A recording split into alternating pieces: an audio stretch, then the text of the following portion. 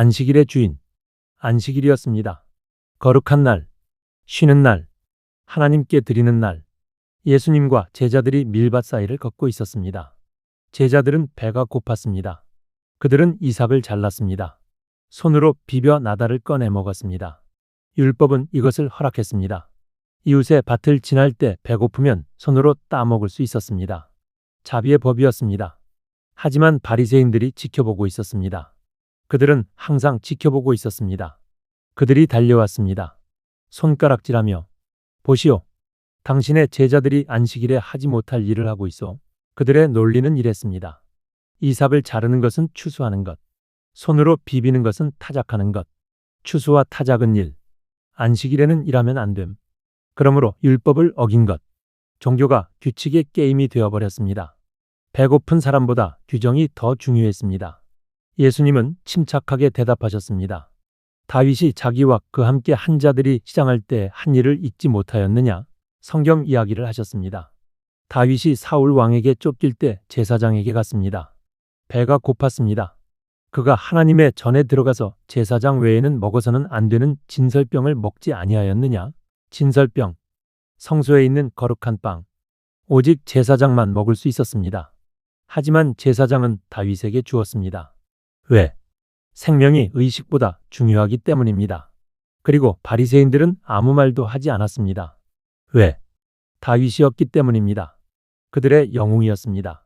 또 안식일에 제사장들이 성전 안에서 안식을 범하여도 죄가 없음을 너희가 율법에서 읽지 못하였느냐? 제사장들은 안식일에도 일했습니다. 제사를 드리고 동물을 잡고 불을 피웠습니다. 기술적으로는 안식일을 어긴 것입니다. 하지만 아무도 그들을 비난하지 않았습니다. 왜? 하나님을 섬기고 있었기 때문입니다. 그리고 예수님은 폭탄 같은 선언을 하셨습니다. 내가 너희에게 이르노니 성전보다 더 큰 이가 여기 있느니라. 숨을 죽이는 순간이었습니다. 성전보다 더 큰 이. 성전은 하나님이 계신 곳인데 나는 자비를 원하고 제사를 원하지 아니하노라 하신 뜻을 너희가 알았더라면 무죄한 자를 정죄하지 아니하였으리라. 선지자 호세아의 말씀이었습니다. 하나님은 종교 의식보다 자비를 원하십니다. 규칙보다 사랑을. 인자는 안식일의 주인이니라. 최종 선언이었습니다. 예수님이 안식일을 만드신 분입니다.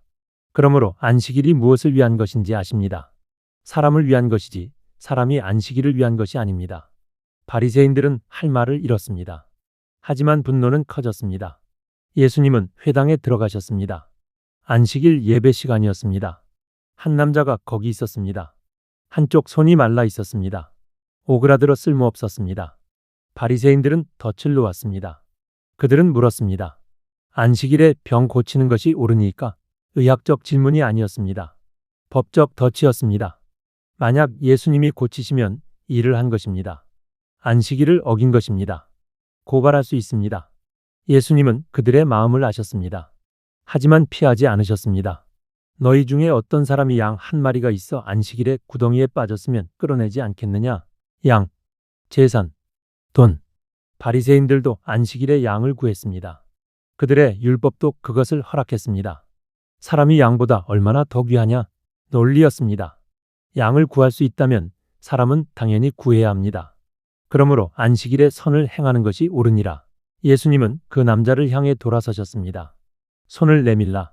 남자는 떨었을 것입니다. 회당 전체가 지켜보고 있었습니다. 바리새인들의 눈이 불타고 있었습니다. 하지만 그는 손을 내밀었습니다. 마른 손을, 쓸모없는 손을. 그 순간 기적이 일어났습니다. 손이 회복되었습니다.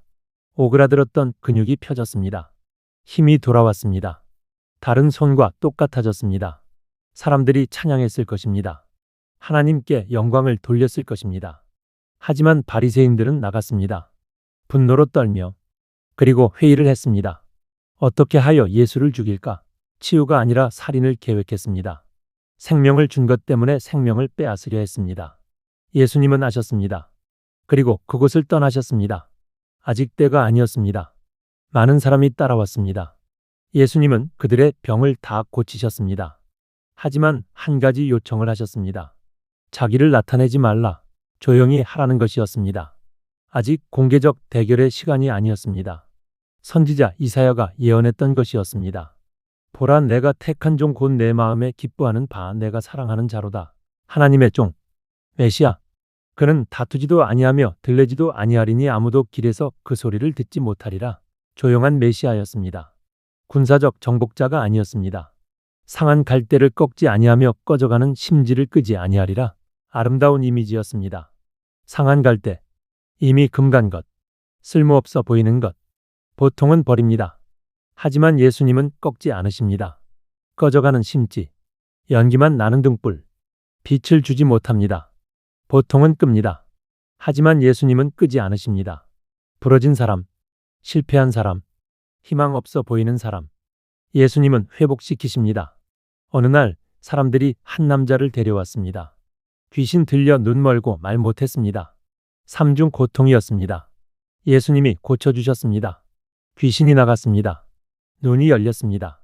입이 열렸습니다. 무리가 놀랐습니다. 이는 다윗의 자손이 아니냐? 메시아를 의미하는 질문이었습니다. 하지만 바리새인들은 달랐습니다. 이가 귀신의 왕 바알세불을 힘입지 않고는 귀신을 쫓아내지 못하느니라. 악마의 능력으로 귀신을 쫓아낸다고. 모독이었습니다. 예수님은 그들의 생각을 아셨습니다. 그리고 논리로 대답하셨습니다. 스스로 분쟁하는 나라마다 황폐하여질 것이요. 나라가 자기들끼리 싸우면 멸망합니다. 만일 사탄이 사탄을 쫓아내면 스스로 분쟁하는 것이니 그리하고야 어떻게 그의 나라가 서겠느냐? 논리적 모순이었습니다. 사탄이 왜 자기 부하들을 쫓아냅니까? 또 내가 바알세불을 힘입어 귀신을 쫓아내면 너희의 아들들은 누구를 힘입어 쫓아내느냐? 바리새인들의 제자들도 귀신을 쫓아냈습니다. 같은 논리라면 그들도 사탄의 힘을 쓴 것입니까? 그러나 내가 하나님의 성령을 힘입어 귀신을 쫓아내는 것이면 하나님의 나라가 이미 너희에게 임하였느니라. 핵심이었습니다.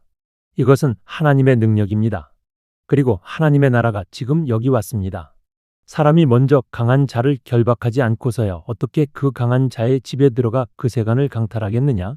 강한 자, 사탄, 그의 집, 이 세상, 그의 세간, 귀신 들린 자들. 예수님이 귀신을 쫓아낸다는 것은 사탄을 결박하고 있다는 증거입니다.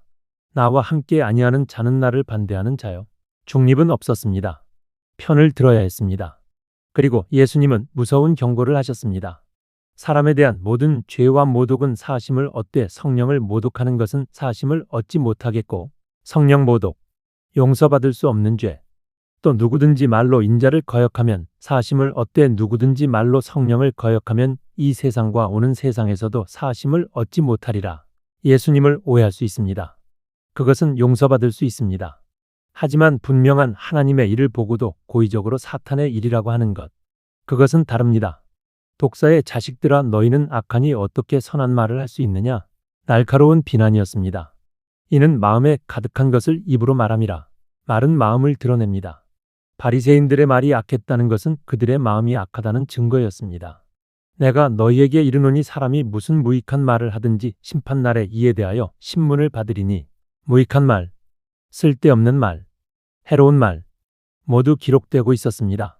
내 말로 의롭다 함을 받고 내 말로 정죄함을 받으리라. 말은 중요했습니다.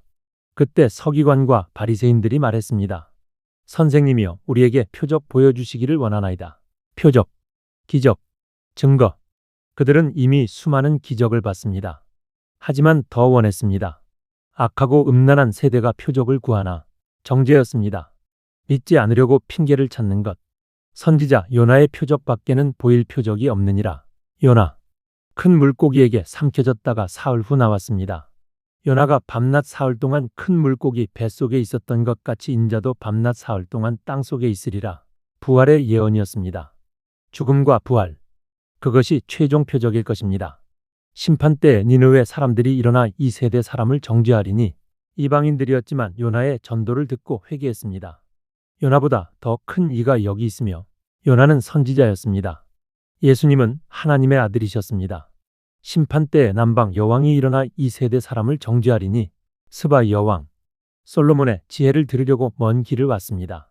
솔로몬보다 더 큰 이가 여기 있느니라. 더 위대한 지혜, 더 큰 왕. 하지만 이 세대는 거부했습니다.